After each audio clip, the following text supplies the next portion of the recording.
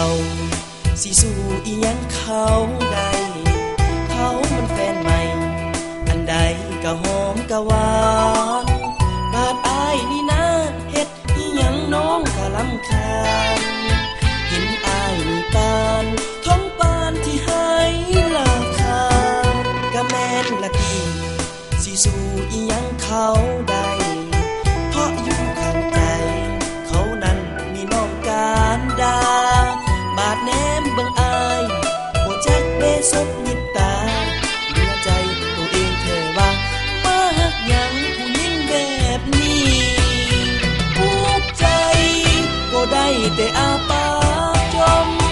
เอามือลูบงมหัวใจที่มันปนปีแต่ก่อนนั้นนะน้องมาคือบ่เป็นจังซี่เป็นผู้จบผู้ดีว่าสิฮัก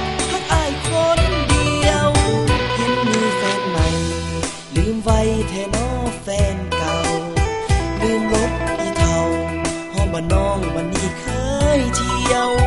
มาแลนไหลกลอายยังบ่สนบ่เกี่ยว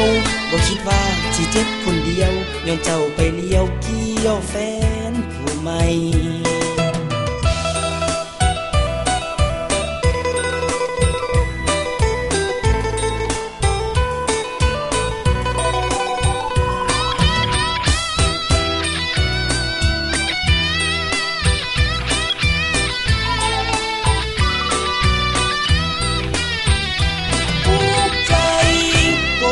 แต่อาปากจม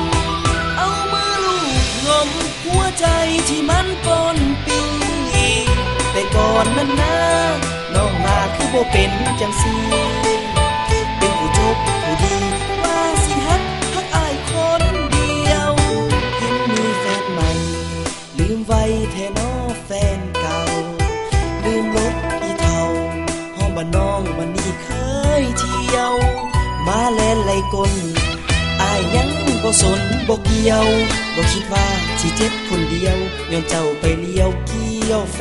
นผู้ใหม่